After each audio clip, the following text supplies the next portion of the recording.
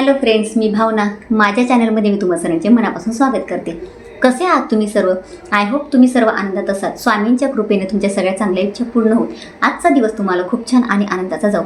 19 मार्चपासून चैत्र नवरात्रीला प्रारंभ होतो आहे.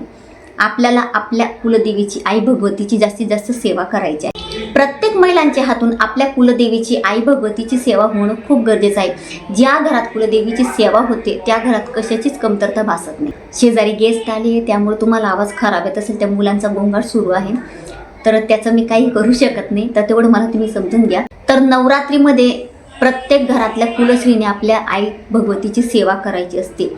तर ती सेवा केल्याने घरात कशाचीच कमतरता भासत नाही. आणि सगळ्यात प्रभावशाली देवी आईची सेवा म्हणजे दुर्गा सप्तशती. परंतु बऱ्याच महिला ही सेवा करायला घाबरतात.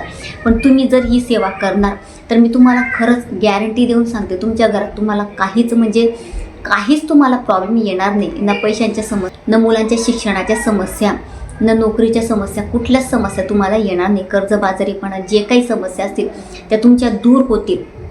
आणि आई भगवतीच्या कृपेने तुमच्या घरात सगळं काही चांगलं होईल. जोपर्यंत तुम्ही कुलदेवीची सेवा करणार नाही तोपर्यंत तुमच्या घरात तुम्हाला काहीच बदल दिसणार नाही. मग तुम्ही गुरुची सेवा करा, काही उपाय तापाय करा, काहीही करा, कोणत्याही देवाची सेवा करा, तुमच्या हातून जर तुमच्या कुलदेवीची सेवा होणार नाही तर तुमच्या घरात तुम्हाला अडचणी या दिसणारच आहेत. बऱ्याच कमेंट्स येतात, ताई हा प्रॉब्लेम आहे, तो प्रॉब्लेम आहे, घरात कटकटी होतात, कुठली चांगली गोष्ट होत नाही, कर्ज खूप झालेलं आहे. म्हणून मी तुम्हाला सांगते, या चैत्र नवरात्रीत आपल्याला आई भगवतीची ही सेवा करायची आहे. दुर्गा सप्तशती ग्रंथाला सगळेच घाबरतात.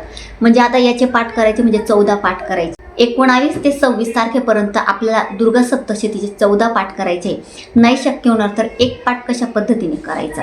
तर आज मी तुम्हाला दुर्गा सप्तशतीचे 19 तारखेपासून ते 26 तारखेपर्यंत आपल्याला 14 पाठ कसे करायचे. नाही शक्य तर एक पाठ तरी करा. आणि 14 पाठ करायला जर तुम्हाला एका बैठकीत शक्य नसेल तर कसं करायचं ते सुद्धा मी तुम्हाला आजच्या व्हिडिओमध्ये सांगणार आहे. म्हणून महिलांनी व्हिडिओ कुठे स्किप करू नका, अतिशय महत्त्वाचा आहे. 3.5 शक्तिपीठांपैकी तुमची जी कोणी कुलदेवी असेल तिची सगळ्यात प्रभावशाली सेवा म्हणजे दुर्गा सप्तशती. व तुमची कुलदेवी कुठलीही असो, तुम्ही याचा पाठ जर केला तर तुमच्या कुलदेवीची सगळ्यात प्रभावशाली सेवा होणार आहे. आता बऱ्याच जणांकडे जुना ग्रंथ असेल, तो वाचला तरी सुद्धा चालेल, त्याचं पठण केलं तरी चालेल आणि याचं केलं तरी चालेल. आपल्या गुरुमाऊलीने मराठीमध्ये करून दिलं, म्हणजे प्राकृतमध्ये, म्हणजे आपल्याला पठण करायला इझी जातं. आता याला 1 ते 1.25 तास लागतो. मला तरी म्हणजे 1 तास 15 मिनटं तरी लागतात याला पठण करायला एका बैठकीत. तुम्हाला एका बैठकीत करणं शक्य नसेल तरी चालेल, काही हरकत नाही. आणि तुम्ही एक पाठ एका बैठकीत नाही केला तरी सुद्धा चालेल. तर तो कशा पद्धतीने करायचं ते मी तुम्हाला सांगते. आता 19 तारखेपासून तुम्हाला याची सुरुवात करायची आहे. 19 तारखेला तुम्हाला जर संकल्पयुक्त करायचं आहे, तुमच्या मनात कुठली इच्छा आहे किंवा काही तुमचा प्रॉब्लेम असेल घरात, आर्थिक समस्या, कर्जाची समस्या, किंवा लग्न जमत नसेल, संतती होत नसेल, काहीतरी समस्या असेल, तुम्हाला तुमच्या कुलदेवीला सांगायचं असेल तर तुम्ही संकल्पयुक्त सुद्धा सेवा करू शकता.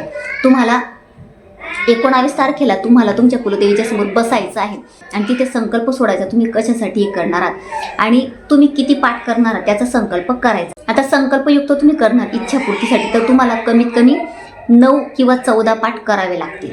तुमचं नाव गोत्र सांगायचं आणि तुम्ही 9 किंवा 14 पाठ करणार आहात, किती करणार ते सांगायचं.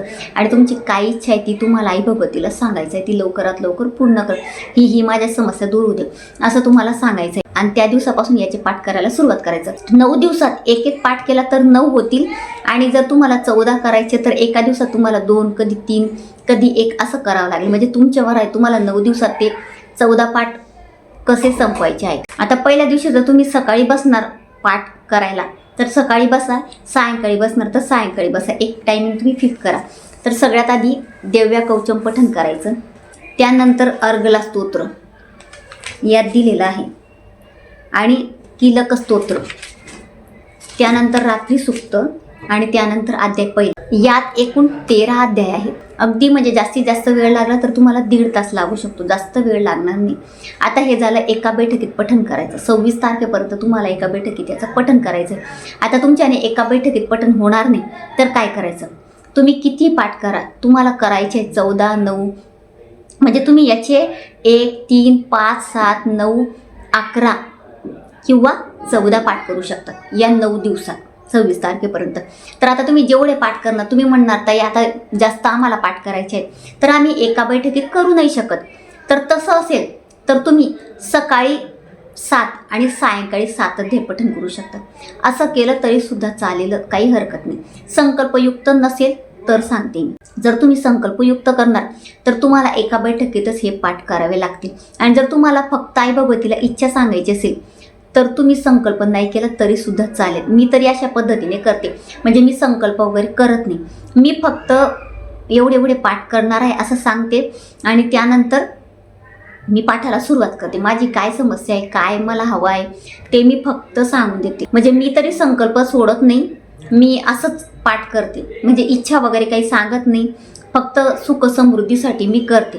कारण आई भगवतीच्या कृपेने सगळं काही मिळालंय, महाराजांच्या कृपेने सगळं काही मिळालं. आता मला मागायची काही गरज नाही, कारण इतक्या वर्षापासून मी हे पाठ करते. तुम्हाला सांगते, तुम्ही जर याचे पाठ केले घरात, आता या नवरात्री जितके करायचे तितके करा, तुम्हाला नवचंडी केल्याचं फळ मिळेल. म्हणजे तुमच्या घरात नवचंडी होईल. तुम्ही भाड्याच्या घरात राहत असाल किंवा तुमचं स्वतःचं घर असेल, कुठेही तुम्ही हे पाठ करू शकता. तुमच्या घरात वास्तुशांती होणार आहे. इतकी मोठी ही पूजा तुमच्या घरात होणार आहे, मी तुम्हाला सांगते. म्हणून तुम्ही याचे पाठ नक्की करा. आता मी तुम्हाला सांगितलं की जास्तीत जास्त 1.5 तास लागेल याला पठण करायला एका बैठकीत. आता जर तुम्ही सकाळी किंवा सायंकाळी म्हणजे अर्धा याचं पठण करणार तर काही नाही, अर्धा ते पाऊण तास तुम्हाला लागेल. अर्धा ते पाऊण तास सकाळी आणि अर्धा ते पाऊण तास सायंकाळी लागेल. फक्त काय करायचं, सायंकाळी बसत असताना हातपाय स्वच्छ धुवायचे, आसन घ्यायचं आणि व्यवस्थित बसायचं. आणि जोपर्यंत तुम्ही पठण करणार तोपर्यंत तुमचा दिवा अगरबत्ती सुरू पाहिजे. मी सर्व महिलांना, माझ्या मैत्रिणींना, माझ्या काकू मावशींना सगळ्यांना विनंती करते की तुम्ही या चैत्र नवरात्रीत कमीत कमी या दुर्गा सप्तशतीचा एक पाठ तरी करा. इतकी प्रभावशाली सेवा आहे. तर अतिशय छोटीशी माहिती ती जी मला तुम्हाला द्यायची होती. जर तुम्हाला माझा आजचा व्हिडिओ आवडला असेल तर व्हिडिओला लाईक, शेअर, चॅनलला सबस्क्राईब आणि आपल्या भावनाच लाईफस्टाईल या फेसबुक पेजला फॉलो नक्की करा. पुन्हा भेटूया अशाच एका नवीन व्हिडिओसोबत. तोपर्यंत सर्वांना श्री स्वामी समर्थ.